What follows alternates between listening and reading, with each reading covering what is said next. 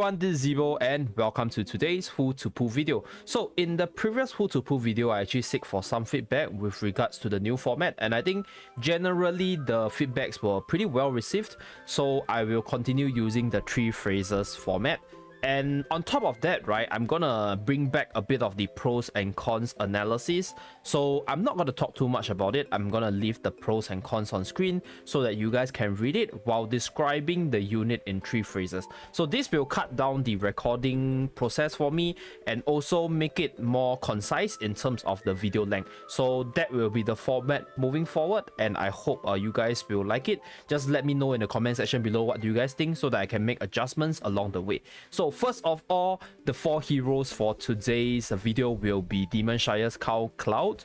We have Aerobel, Tinia, as well as Bianca. So let's start with Claude first. So Claude's 3 phrases is: number 1, must have in dark range teams; number 2, really powerful PvE wise; and number 3, very easily kiteable with a lot of obstacles. So why is he very powerful in PvE and why is he a must in PvE content? So first of all, this unit has a dark attack buff in the chain skill, and he has a dark type resistance down in the normal attack. So for those of you guys who are new to the game who do not know how these 2 mechanics work, you reduce dark type resistance, and then if you buff your attack, the damage output of your team actually increases tremendously. So this unit is one of the reasons why right now the dark range red team is dealing way more damage than the melee dark team, right? Because this unit itself is really powerful because it has a damage boost on his own.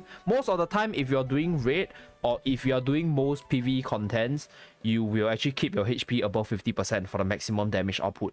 And then if you throw it into a dark team where he's able to buff everybody's dark attack, and he's able to reduce the dark type resistance of the enemy, you guys can see the tremendous increase in the damage output. And Claude himself, right, it's not very weak in terms of the PvE side because he deals a lot of damage, number 1. Number 2, he's able to lifesteal, so he's able to restore his own HP by 50% of the damage dealt. So if you're controlling Claude and you're dodging stuff, you're positioning yourself well, he can actually hit targets and then heal off the damage that he deals, which is pretty good, right? Like in most cases, he's probably gonna carry you in a lot of game modes just off him himself, and his weapon skill has a very big AoE, so you will be able to hit multiple targets, allowing you to clear maps with a lot of monsters really easily, and that's one thing I like about him in terms of the PvE content.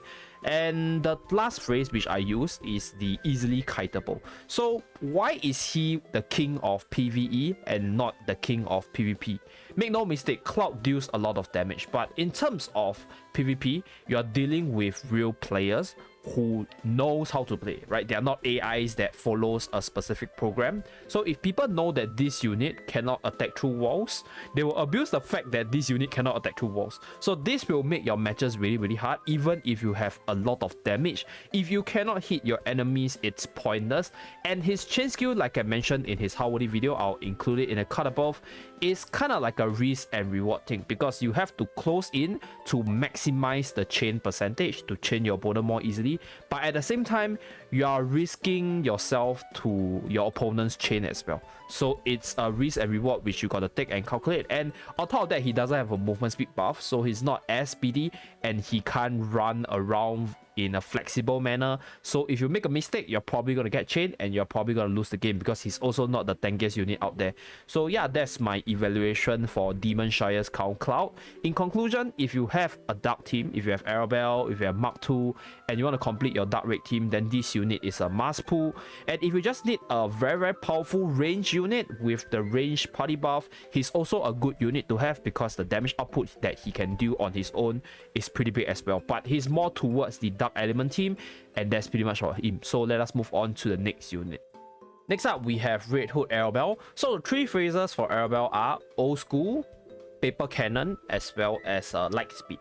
So first of all, she's a very old unit, but she is still very solid till this day. So one of the reasons why I must talk about it is because Aerobel is a unit which had a lot of change in power level across the past to the present. So there was a period where Aerobel wasn't seeing any use, and then subsequently they buffed her damage potential, and then she became very viable for Colosseum, very viable for Raid. Like, I think she's always very viable for Raid itself because she used to do a lot of damage already, but with some minor buffs, like for example the change in numbers to her special ability from 20 to 25%, and then subsequently increasing her stats, right, it made her quite a menace to deal with in the various game modes. So secondly, right, she's very powerful in dark teams because she is the unit that buffs dark attack, the only one, right? So a lot of the units right now in the dark hero pool, such as Noxia and Orkma, they deal both melee and range damage together. So for Noxia's case, Noxia's normal attack is range and the spirit deals melee damage. So if you buff your range damage, you're only buffing Noxia, and if you buff your melee damage, you are buffing the spirit. So if you use Aerobel, right, the 50% dark attack buff will buff both the spirit as well as Noxia, which increases the damage output for Noxia tremendously. At the same time, Orkma is also a very similar example because Orkma deals melee damage on his normal attack, and then the weapon skill is also melee, but the chain skill is range damage. So being able to buff the dark attack for the whole team in the mono dark team for Aerobel makes her a really good party buffer as well in that specific mono dark team for Arena. And lastly, she's light speed because her party buff of increasing movement speed by 25% is only matched by, I think, 3 or 4 heroes if I remember correctly. So we have Lapis, which is 30%, I think Yuji is 25, and I think Lucy is 25 as well. Mariel can go up to, I think, 20 or 25%. So these are the few units that can match Aerobel, but overall she's a very speedy unit, and she has a bit of wall bouncing mechanics. So if you know how to abuse her speed as well as her wall bouncing mechanics, she can be a very powerful unit to deal with. But do take note that she's a glass cannon, so yes, she hits very hard, but she dies pretty easily as well. So if you do not have double defensive buff, she might not be as strong as I mentioned. So that's it for Aerobel. Let us move on to the next unit. So next up we have Tinia. It's hard to come up with 3 phrases for Tinia because Tinia is that kind of unit that doesn't have a lot of significant impact on a lot of different game modes, and she doesn't have a prime period where she's extremely powerful.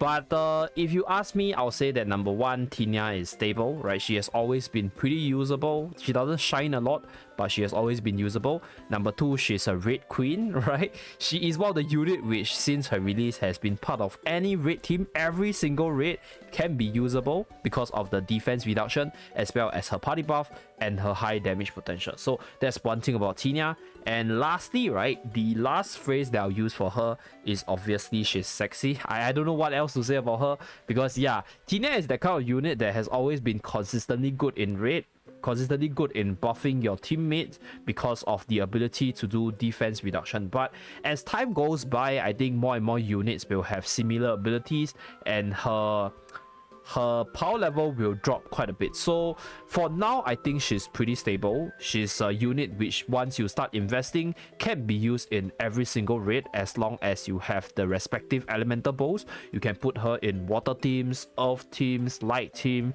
and you can even put her in the fire team, right, together with Clara if you have the fire bow. So yeah, she's pretty flexible there. In terms of PvE content or PvP content, I think she doesn't really have any particular niche, right? She doesn't shine extremely well. She can just do like, okay, good damage. She can do defense reduction if you want to fight bosses, but that's that going for her. Not a very must-have unit, but a good to have investment. For her weakness, I think it's very similar to Claude. She can't attack through walls, and she's super paper. She doesn't have lifesteal because of how her kit works. She's one of the older units, so you're probably not gonna use her in arena because she's gonna suck unless you have a lot of stats, and you are not gonna see her in Colosseum as much because yeah, like there are way better range units to use out there, like Kamel, you have Lina, you have Mark 99, which are all way better than her in Colosseum. So that's my take for Tinia. Very skippable unit, but if you need a very good raid unit that can be used consistently, then she will be a good pull for you. Okay, so lastly, we have the last hero on today's list, which is Noble Succubus Bianca. So the 3 phrases for Bianca are thick, because she's always the thickest queen to me, the first ever with thick thighs, design wise, so I'm not going to change that description about her. And number 2, she's very PvP centric, and number 3, she's a very selfish and player controlled unit. So I will not talk too much about the thickness, right? She's very thick, as you guys can see for herself, so that's that. And for the second part, she's very PvP centric. Like, she's good in arena, she's good in game modes where you actually control her, she's very good in co-op as well because of her weapon skill reach and her damage output. But she's not very good in raid, not very good in Colosseum or any other game modes where you put her under AI control. Because of how her charging mechanics work, I think the damage is not maximized in the hands of the AIs. Like, they don't really know when to back off, they don't really know when to release the energy wave, and they don't really know when to just charge up and do 200% damage. So that's one issue with the AI side. Like, she's not very good there. And number 3, right, like I mentioned, she's very selfish. Like, if you look at the kit right here, she has an attack buff, she has a defense buff, she has an attack reduction on the enemy, as well as an attack increase from her special ability. But none of these actually buffs the team. And if you look at her weapon skill, or rather her weapon ability, you can see that her weapon also restores HP, so a bit of lifesteal, as well as increasing her own attack range and attack speed. So that's one thing which I think for Bianca, right, is that you don't really use her in a team setting. You see her as a very strong standalone unit being used in arena, in range crit teams, in defensive crit teams, or even just water teams in general. So in terms of arena, I think she's a balanced unit. Like, she's strong, but she has her relative counters. So units such as Kamel, such as Muriel, your earth units, they are all like really good counters against her, and she's definitely gonna beat units like Lina, like Clara, like Vishu very consistently. And she can go toe-to-toe with the likes of Noxia and Arena, which are all top-tier arena units as well. So overall, I think Bianca is in a good spot if you can craft a team to maximize her power level, as well as match the meta of your respective servers. But other than that, I think if you're not too focused on the PvP contents, then Bianca is very skippable. Like, she is not a must-have, but if you are in for her thick thighs, then yeah, you can go for her as well. So yeah, that's pretty much it for today's video. Thank you very much for tuning in. Do remember to like and subscribe in order to see more videos from the channel, and continue to provide your feedbacks for this series so that I can try to edit and make the best out of this series itself. So yep, I'll see you guys again in my next video. Bye guys!